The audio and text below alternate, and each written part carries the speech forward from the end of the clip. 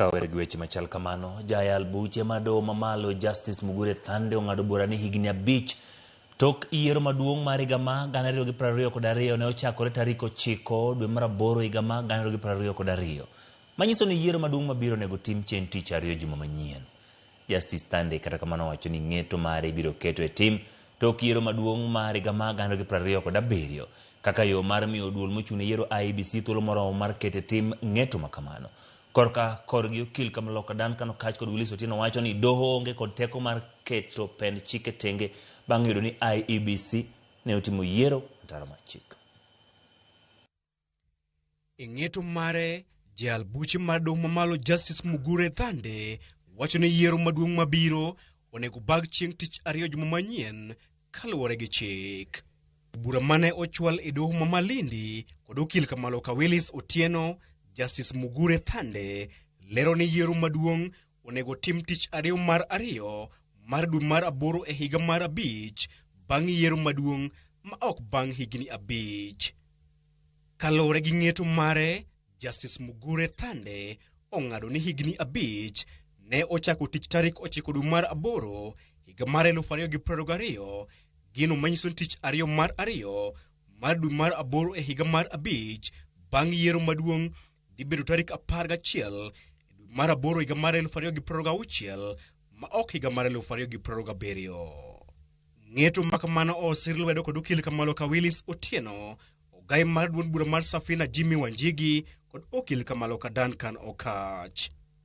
Justice Mugure Thande lero ni yiero moro amora ma ibiro bago tok tarik makamano en ataro mar chik kendo ibiro wito dwoko mare oko kod doho ma pacho kae.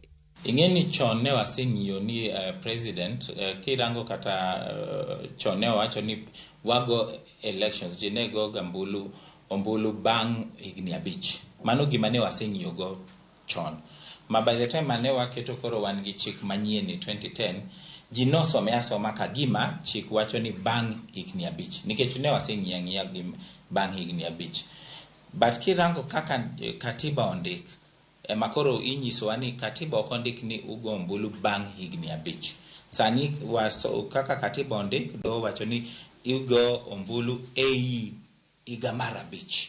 Gima do ng'ado kawuono en ni yiero ma Kenya onego bed ni timore tarik 11 dwe mar 8 higani.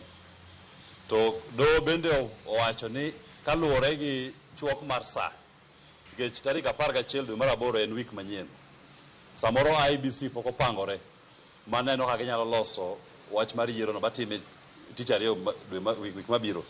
Koro do wacho ni abo miyo gi nafas mondo gitem rango kaka ginyalo pangore gi higa achiel mabiro ni mondo gitim yiero no. To kadhi mbele kocha do wacho ni yiero iboga tim bang' higni 4. And we as Safina Party want to give a great thank you to the High Court that has upheld our constitution and to the excellent work of our deputy party leader, Willis Otieno.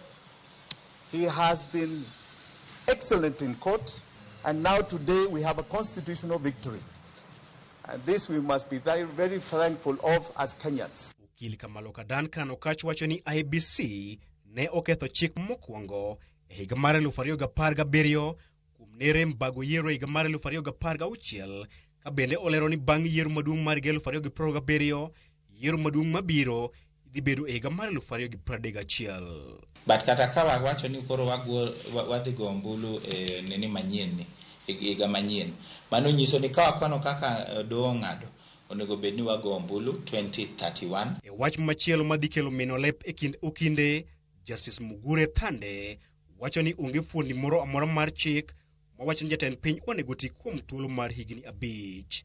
Onge kamo ndik ni atita mar president en higni 5. Wasekawo ni president wayiero mondo bed kanyo for 5 years. Onge higni 5 mondik e chik. Onyiswa ni term mar president lure gi kaka president moyier manyien no sama ochamo mumacha sano e kama term mar president no biro rumo. Mugure Thande ong'ado ni ng'eto makamano ibiro keto e tim bang' yiero maduong' mar 2027 kaka yo maber mar miyo IEBC thuolo moromo mar keto e tim ng'eto makamano. Okil Kamaloka Duncan okach kod Willis Otieno kata kamano wacho ni doho onge kod teko mar keto tenge pen chik bang' yudo ni IBC ne oketho chik. Doho ok onego bed ni wacho ni gachiel. Ka doho oseyudo ni onego bed ni timo gimoro tarik makama. Kapo ni ok nyal tim gino, to gima chik oyie en mani imi nafas matin machuok mogik ma kinyalo ikori godo mondo timi gima onego bed ni timono. Waneno ni onego bed ni gikawo kang'eny to ndalo 60 kang'eny ahinya ndalo 120. Tekono ok omi doho kae. Makoro ka doho osewacho ni wan onego watim wago kura koso watim yiero juma mabiro ni, onge kaka doho nyalo duogo kendo nyiswa ni ayudo ni mae rach but dhi uru mbele gi gima rach no. Kiseyudo ni rach, wach ni rumo gi kanyo. Ogai mar duond bura mar Safina Jimmy Wanjigi opuoyo ng'eto makmano ka bende odwaro mondo IBC obag yiero maduong' mabiro e bwo dweche 3 ka ok kamano to obiro dhi e doho. Chris Owino, Ramogi TV.